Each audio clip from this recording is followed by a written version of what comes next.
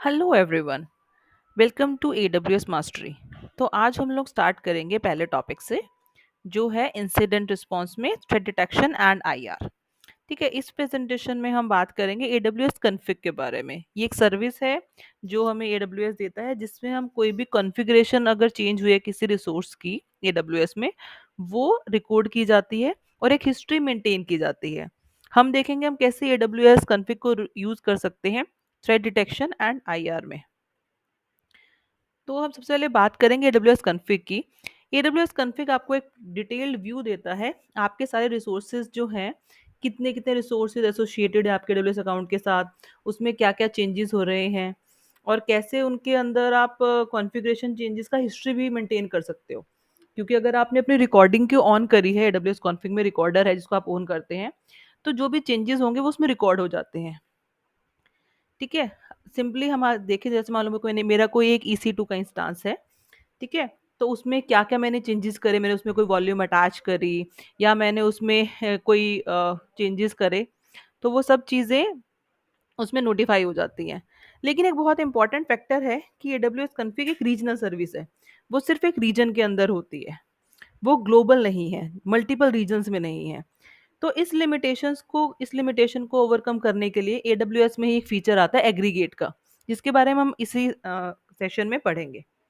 इसके बाद है, ये कोई प्रिवेंटेटिव सर्विस नहीं है।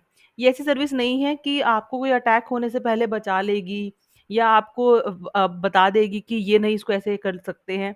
ये सिर्फ रिकॉर्ड करेगी चेंजेस को। इट इज़ मोर लाइक, ये जैसा है ऑडिटिंग की तरह इसे कह सकते हैं कि क्या हो रहा है। आप कुछ एक्सीडेंट इंसिडेंट होने के बाद आपसे बाद में पूछा जाता है ना कि क्या क्या हुआ था, पता कैसे चलेगा। तो ये वहां पर काम आ जाती है कि क्या क्या हुआ था उसको करने के लिए।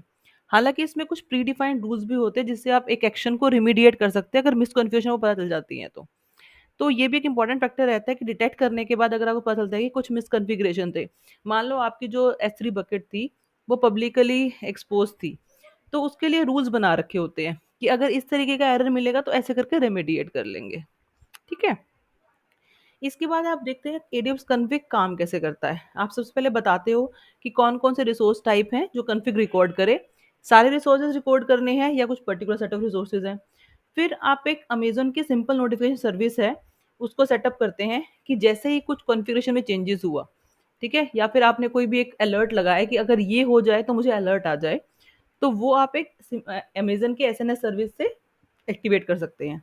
इसके बाद आपको अपना कोई एक S3 की बकेट या तो क्रिएट करनी होती है या कोई एग्जिस्टिंग बकेट होती है उसका लिंक देना होता है, ताकि आपके जितने भी कॉन्फ़िगरेशन चेंजेस हों वो उसके अंदर आ जाएँ। कहीं पे स्टोरेज भी तो होगी ना, तो स्टोर करने के लिए अमेज़न अपनी S3 बकेट का लोकेशन आपसे माँगता है। उसके बाद आप कॉन्फ़िग मैनेज के रूल्स लिखते हो कि इस रूल को अगर वायलेट होता है तो आपको आए, तो आपको रूल स्पेसिफाई करने होते हैं किस रूल पर क्या अलर्ट जाएगा। अब हम बात करते हैं बेनिफिट्स की, AWS कॉन्फ़िग की। तो बेनिफिट्स बहुत ज़्यादा हैं इसके, आपको लगती है बहुत सिंपल सर्विस है, but it has huge benefits. सबसे पहले आपकी गवर्नेंस बहुत अच्छी हो जाती है क्योंकि आप मिसकॉन्फ़िगरेशन चेक कर सकते हो। क्योंकि आपको रिसोर्सेज़ के अंदर बिल्कुल एक छोटी-छोटी डिटेल भी पता चल जाती है कि उस रिसोर्स के अंदर आपने कब कोई चीज़ अटैच करी, कब कुछ डिटैच किया, कब उसकी कोई कॉन्फ़िगरेशन में छोटा-सा चेंज किया, कब आपने किसकी पॉलिसी में कुछ चेंज किया, आपने किसी को एक्स्ट्रा परमिशन दे दी। आपको हर छोटी से छोटी चीज़ वहाँ पर टाइम स्टैम्प के साथ रिकॉर्ड हो जाती है। इसके बाद हम इसे यूज़ कर सकते हैं ऑडिट और कंप्लायंस के साथ भी, क्योंकि आपके पास पूरी रिकॉर्ड रहता है हिस्टोरिकल कॉन्फ़िगरेशंस का, है ना? आपने जो-जो सिलेक्टेड रिसोर्सेज़ ले रखे हैं, आपको सब वो रहेगा। ट्रबल शूटिंग के लिए आपको मान लो क्रॉस डिपेंडेंसीज़ देखनी थी कि अगर एक सोर्स पे कुछ चेंज किया, दूसरे वाले पे क्या इफ़ेक्ट आया है, क्योंकि आपको हर एक का रिलेशनशिप पता है कि जब मैंने इसको इसमें ऐड किया था, फिर मैंने इसकी ये पॉलिसी चेंज की, तो आपको पता है एक रिसोर्स के चेंज करने दूसरे वाले में क्या हुआ है। तो अगर मान लो कोई क्रॉस डिपेंडेंट रिसोर्स था जिस पर कोई अटैक हुआ था, ठीक है? तो मान लो चेंज कहीं और से हुआ था, आप उसको भी चेक करके आप ट्रबल शूट कर सकते हो। इसके बाद है व्यू पोटेंशियल सिक्योरिटी वीकनेस, जैसे आपने कोई पोर्ट ओपन कर दिया जो नहीं करना चाहिए था, या आपने ओवर परमिशन दी जो आप नहीं देनी चाहिए थी, वो सब भी आप देख चेक कर सकते हो, वीकनेस चेक कर सकते हो। इससे पहले कोई अटैक हो, आप उन चीज़ों को पहले ही नोटिफाई कर सकते हो AWS कॉन्फ़िग से। और इसके फीचर्स की अगर हम बात करें तो इससे ये यूजर्स को अलाउ करता है कि वो ट्रैक करने दे कॉन्फ़िगरेशन जो है AWS रिसोर्सेज की, डिटेल ओवरव्यू मिल जाता है, करंट सेटिंग्स क्या है, प्रॉपर्टीज क्या है ईच रिसोर्स की। बेसिकली आपको एक मॉनिटरिंग की तरह का मिल जाता है कि ये डिफॉल्ट ये डिफॉल्ट आपको प्रॉपर्टी चाहिए थी, और ये अभी प्रेजेंट सिनेरियो में है, ठीक है, और क्या ये फॉल कर रही है रिसोर्सेज में, रिसोर्स कॉन्फ़िगरेशन में और नॉट। आपको पूरा अच्छे से पूरा ओवरव्यू मिल जाता है उस चीज़ का। फिर आता है रिसोर्स हिस्ट्री। हमने डिस्कस किया है इस बारे में कि वो एक रिकॉर्ड मेंटेन करता है आपने जो भी मॉडिफिकेशंस करी ओवर द टाइम, जिससे आपको पूरा रिसोर्स का पता जाता है कि यार यहाँ पर आकर इस पॉइंट ऑफ टाइम में ये सिक्योरिटी रिस्क आया था या ये चीज़ें हुई थी। तो आप बहुत अच्छे से इस चीज़ को चेक कर सकते हैं क्योंकि हिस्ट्री प्रॉपरली मेंटेन्ड होती है। व्यूइंग द रिकॉर्डेड सोर्सेज, वो आपको एक कॉम्प्रिहेंसिव व्यू भी देता है, ठीक है, क्योंकि आप मॉनिटर इवैल्यूएट कर सकते हो, और बेसिकली आप कंपेयर भी कर सकते हो पॉलिसीज और बेस्ट प्रैक्टिसेस से। इसके अंदर वो चीज़ भी आ जाती है कि रिकॉर्ड भी जैसे आप चेक करोगे ना, इस टाइप से आता है कुछ कि मेरा ये इसी टू इंस्टांस था, इसी कॉन्फ्रेंस हिस्ट्री में जाओगे तो व्यू करोगे तो आपको पूरी हिस्ट्री शो हो जाती है। RDS था, उसमें ये आपका रिसोर्स ID था, उसकी कॉन्फ्रेंस हिस्ट्री ये थी। तो आपको रिसोर्स बाय रिसोर्स पूरा उसके बारे में डाटा मिल जाता है। इसके बाद है आप रिसोर्स को इवेल्युएट कर सकते हो यूजिंग AWS कॉन्फ़िग रूल्स। हमने बात की थी। ये कुछ प्री डिफाइंड रूल्स भी होते हैं जिनसे हम, जैसे मैंने कहा था ना कि आपकी पब्लिक एक्सेस S3 की जो बकेट है वो पब्लिकली एक्सपोज्ड है या नहीं है, या सर्वर साइड एन्क्रिप्शन है या नहीं है, इस टाइप की, या फिर ये वाला पोर्ट ओपन होना चाहिए नहीं होना चाहिए, ये परमिशन होनी चाहिए नहीं होनी चाहिए। ये कुछ प्री डिफाइंड रूल्स हैं, ये तो होते ही हैं, और अगर आप चाहते हो तो कस्टम रूल्स भी डिफाइन कर सकते हैं। ये बेसिकली जो रूल्स हैं हमें कंप्लायंस में काम आते हैं। अब हम फीचर्स की बात करेंगे तो जब हम करते हैं कि हमें क्या रिजल्ट्स आ सकते हैं, जब हमने उसे रिसोर्सेज को चेक करेंगे, इवेल्युएट करेंगे ना, तो रिजल्ट में क्या आएगा, या तो है कंप्लायंट कि हाँ जो हमें चाहिए था बेस्ट प्रैक्टिसेस में वो है, फॉलो हो रहा है, तो यस। नॉन कंप्लायंट, होना चाहिए था ब्लॉक पब्लिक एक्सेस नहीं होनी, होना चाहिए था कि वो पब्लिक एक्सेस नहीं होनी चाहिए थी, लेकिन नॉन कंप्लायंट है। एनक्रिप्शन होनी चाहिए थी, एनक्रिप्शन नहीं है। ये पोर्ट क्लोज होने चाहिए थे, जैसे RDP वगैरह सबके लिए ओपन नहीं होने चाहिए थे, लेकिन वो ओपन है। तो इस टाइप के नॉन कंप्लायंट अगर कुछ आ रहा है तो उसमें वो शो हो जाएगा कि नहीं ये तो हमें बेस्ट प्रैक्टिसेस में था कि नहीं होना चाहिए था, लेकिन ये हो रहा है। एरर में क्या होगा, एरर में वो चीज़ है जिसके लिए रूल डिफाइन नहीं किया गया है, ठीक है, उसके लिए इसलिए एरर आ जाएगा क्योंकि आपने उसके लिए रूल डिफाइन नहीं किया था, वो एरर था, ठीक है। नॉट क्योंकि इवेल्युएट नहीं हो पाया ना रिसोर्स, क्योंकि वो कॉन्फ़िग रूल जो बनाया उसमें वो फॉल ही नहीं कर रहा, उसके लिए कोई रूल बना ही नहीं। नॉट एप्लीकेबल एक डिफरेंट कंडीशन है, जिसमें क्या है कि वो रूल किसी और चीज़ पे तो अप्लाई होगा, लेकिन जिस रिसोर्स पर आप लगा रहे हो उस पर अप्लाई नहीं हो रहा। मान लो आपने एप्लीकेशन लोड बैलेंस के लिए, बैलेंसर के लिए कोई रूल बनाया था, लेकिन आप यूज़ कोई और लोड बैलेंसर कर रहे हो, तो वो वाला रूल किसी और पर तो अप्लाई होगा, लेकिन इस पर नॉट एप्लीकेबल है, ठीक है। अब हमने क्या नहीं कहा था ना, शुरू में बात की थी कि हम रेमेडिएट भी कर सकते हैं नॉन कंप्लायंट रिसोर्सेज को, है ना। तो इसको जब हमें रेमेडिएट करना होता है तो हम उसे मैनुअली भी कर सकते हैं, ऑटोमेटिकली भी कर सकते हैं, ठीक है। तो उसके लिए हम यूज़ करते हैं ऑटोमेशन के लिए AWS के सिस्टम मैनेजर ऑटोमेशन डॉक्यूमेंट्स। ये है हमारा AWS system manager automation documents, जिससे हम ऑटोमेटिकली उसको करते हैं, हम डिस्कस करते हैं इस चीज़ के बारे में। ये है क्या, ये जेसन या YAML फॉर्मेट में कुछ रूल्स टाइप में या स्क्रिप्ट लिखी हुई है, ठीक है, जिसमें डिफाइन होता है कि भाई ये एक्शन होगा इस नॉन कंप्लायंट रिसोर्स पे। ये सिर्फ उन्हीं के लिए ज़्यादातर बनाई जाती है जो नॉन कंप्लायंट रिसोर्स है, क्योंकि उन्हीं को हमें रिमीडिएट करना है। तो हमें लिखा होता है, अगर ये स्क्रिप्ट को सिंपली कह ले एक प्रोग्राम है जो आपको एक एक्शन परफॉर्म करके देगा, ठीक है। तो जैसे आपको लगता है कि ये रिसोर्स था, इसमें ये मिसकॉन्फ़िगरेशन थी या ये गलत था, तो उसी के लिए एक प्रपोज्ड एक्शन लिखा हुआ है कि अगर ये हो तो ये हो जाए, है ना। अगर मान लो पब्लिकली एक्सपोज्ड है तो वो उसको प्राइवेट कर दे। अगर मान लो कोई एन्क्रिप्शन नहीं है तो वो उस पे अकॉर्डिंगली एन्क्रिप्शन की लगा दे। अगर मान लो आपको लग रहा है कि आपने कुछ परमिशंस हैं वो ओवर हैं, तो वो शायद परमिशन चेंज ना करे, क्योंकि ये ऑटो रेमेडिएट नहीं होगा, इसके लिए वो आपको प्रॉम्प्ट दे देगा कि इस परमिशन को आप इस तरीके से चेंज कर दें। कुछ चीज़ें हैं जो ऑटोमेटिकली चेंज हो जाती हैं, कुछ चीज़ें हैं जिनमें ट्रिगर आता है, लेकिन आप प्रॉपर्ली उसे रेमेडिएट नहीं कर पाओगे क्योंकि उस चीज़ में आपको परमिशन अपने हिसाब से चेंज करनी होती है। और ये रेमेडिएशन लगाता है यूजिंग प्री डिफाइंड रूल्स, ठीक है, जिसे आप प्रॉपर मॉनिटरिंग भी कर सकते हैं। मैन्युअली करने के लिए हमें क्या करना होता है कि हम नॉन कंप्लायंट रिसोर्सेज को पहले तो फाइंड आउट करते हैं, फिर उसका रेमेडिएशन एक्शन ढूंढते हैं, फिर उस रेमेडिएशन एक्शन को एडब्ल्यू से कॉन्फ़िग रोल से एसोसिएट करते हैं, फिर मॉनिटर करते हैं कि वो हुआ या नहीं हुआ, है ना? वेरीफाई करेंगे उसके बाद, पहले तो चेक करें फिर वेरीफाई भी करेंगे अब कंप्लायंट है या नहीं है। मैन्युअली में बहुत ज़्यादा एफर्ट्स लग जाते हैं, कई बार आपको वो रेमेडिएशन स्टेप ढूंढने में और एडब्ल्यू कॉन्फ़िग रूल से एसोसिएट करने में, बट वहाँ यहाँ पर एक्यूरेसी ज़्यादा आ जाती है। ऑटोमेटिकली करने में हो सकता है कुछ चीज़ें उस तरीके से रेमेडिएट ना हो जैसे हम चाहते हैं, आपको पूरा एग्जैक्टली वो सोल्यूशन ना मिले, हालांकि वो बहुत फास्ट हो जाता है, लेकिन मैनुअली में ये होता है कि हमारी एक्यूरेसी बहुत बढ़ जाती है। ऑटोमेटिकली मैंने बताया था कि हम एक एडब्ल्यूएस कॉन्फ़िग रूल को क्रिएट करेंगे जो इवैल्यूएट करेगा पहले तो कंप्लायंस, फिर जो नॉन कंप्लायंट है उनके लिए जो एक्शन दिया जाएगा वो रेमेडिएशन एक्शन, उस रेमेडिएशन एक्शन को एसोसिएट कर दिया जाएगा कॉन्फ़िग रूल के साथ, और वो हमेशा ऑटोमेटिकली उसे इवैल्यूएट करता रहेगा कि जैसे ही ऐसा कुछ हो तो ये हो जाए ट्रिगर करने के बाद। डेमो में एक बार देख लेते हैं कि एडब्ल्यूएस कॉन्फ़िग को हम यूज़ कैसे कर रहे हैं। ये मैं कंसोल में आ गए थे, तो हम सर्च करेंगे कॉन्फ़िग को, जैसे एडब्ल्यूएस कॉन्फ़िग,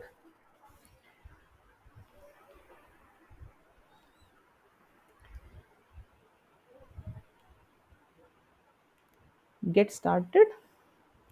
अब देखिए रिकॉर्डिंग मेथड में पूछ रहा है कि स्ट्रेटेजी क्या हो, सब रिसोर्सेज को करे या स्पेसिफिक रिसोर्सेज को करे। अगर आप स्पेसिफिक पे क्लिक करेंगे तो वो आपसे पूछेगा कौन कौन से रिसोर्सेज, है ना? जैसे आपसे पूछा ये रिसोर्स टाइप हो, अच्छा आप सारे रिकॉर्डेड आईएम रिसोर्स टाइप को करना चाहते हैं, सर्टिफिकेट को करना चाहते हैं, या आप किसी वर्क ग्रुप को करना चाहते हैं, या आप किसी ऐप रनर सर्विस को करना चाहते हैं, ये देखिए अथीना को करना चाहते हैं, बैकअप सर्विस को करना चाहते हैं। तो आपको किसी अगर EC2 इंस्टांस पे लगाना है किसी पे, आपको उसके किसी VPC वगैरह पर भी होगा, हाँ, VPC पीयरिंग नेटवर्क है, कनेक्शन है, तो आपको मान लो किसी एक पर्टिकुलर रिसोर्स को ही सिर्फ रिकॉर्ड करना है, तो आप वो भी कर सकते हैं। लेकिन जनरली प्रेफर ये किया जाता है कि आप सब पे कर दीजिए। हालाँकि चार्ज रहता है $0.03 शायद पर रिसोर्स का होता है। लेकिन एक प्रॉपर मॉनिटरिंग के लिए सजेस्ट यही किया जाएगा ऑर्गेनाइजेशन को कि वो सब रिसोर्सेज का कॉन्फ़िगरेशन चेंजेस चेक करे, क्योंकि किस इंसिडेंट पर क्रॉस डिपेंडेंसी होकर भी इंसिडेंट होगा, ये नहीं पता होता है, आप प्रेडिक्ट नहीं कर सकते, है ना? और फिर इसमें भी है कि आपको कंटिन्यूअस रिकॉर्डिंग करनी है या डेली रिकॉर्डिंग करनी है, कि अगर वो वंस इन अ डे देखे कि कुछ चेंज हुआ है, नहीं हुआ है, या फिर कंटिन्यूअस करता ही रहे, करते जैसे ही चेंज हो तब हो। ये अकॉर्डिंग टू द आप नीड कर सकते हैं। अगर बहुत फ्रीक्वेंटली आपके रिसोर्सेज चेंज हो रहे हैं तो आप कंटिन्यूअस रिकॉर्डिंग कीजिए, वरना आप डेली रिकॉर्डिंग भी कर सकते हैं। ओवरराइड सेटिंग्स में हमारे पास आएगा कि frequency resources excluded from recording. Override, आपको कोई चीज़ ओवरराइड करनी है, ये नहीं करना है ना? तो वो इसको हम छोड़ देते हैं।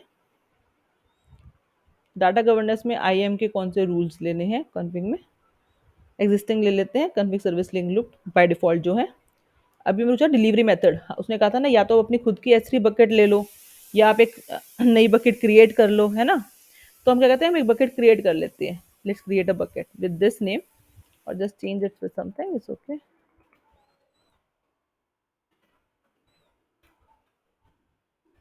राइट, अब है SNS टॉपिक, हमें कहता है हमें डिलीवरी भी तो चाहिए ना, हमें अलर्ट्स भी चाहिए कि कैसे होंगे। तो हम एक टॉपिक क्रिएट कर देते हैं, मान लो कॉन्फिग डेमो, ठीक है? तो क्योंकि हमें चाहिए नोटिफिकेशन भी आने चाहिए।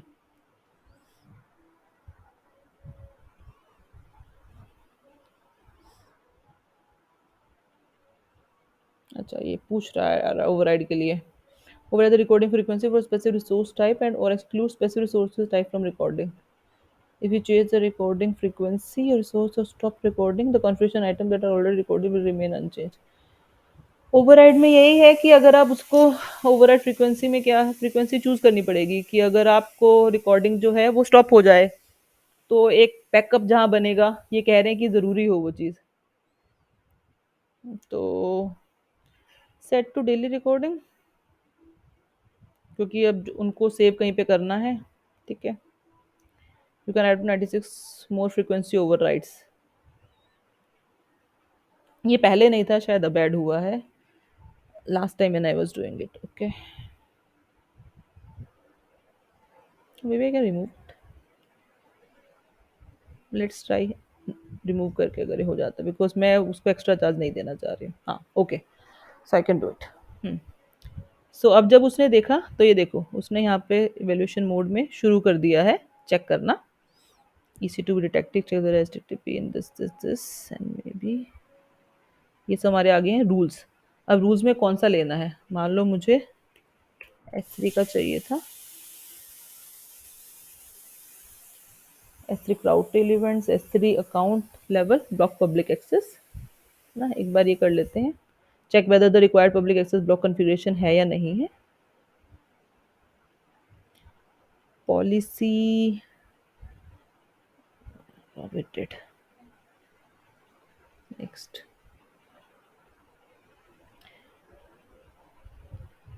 कंफर्म,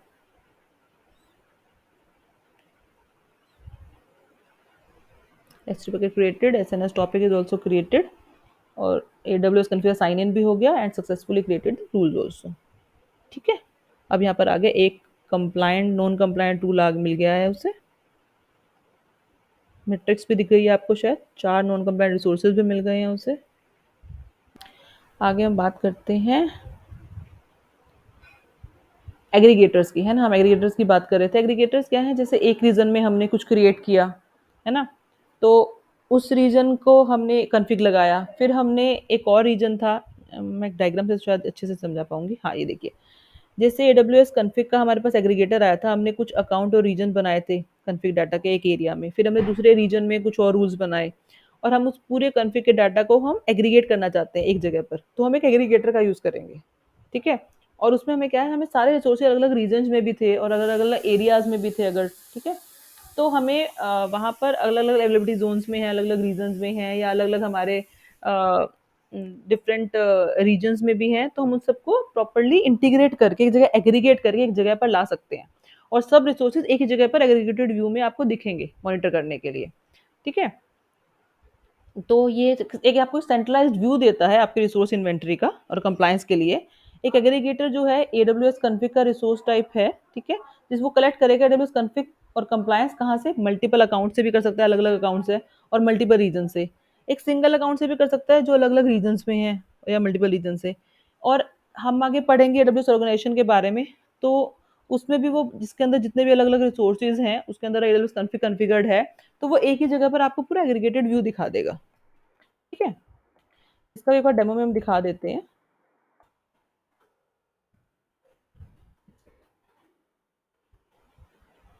ये देखिए एग्रीगेटर्स आ रहे हैं, तो हम जाएंगे क्रिएट एग्रीगेटर पे। क्रिएट एग्रीगेटर में वो पूछेगा आपसे allow AWS config to replicate data from sources into aggregator, हाँ हमें अलाउ करना पड़ेगा, इसके बाद ही आप कंटिन्यू कर पाएंगे, ऐड कर पाएंगे एग्रीगेटर को, है ना।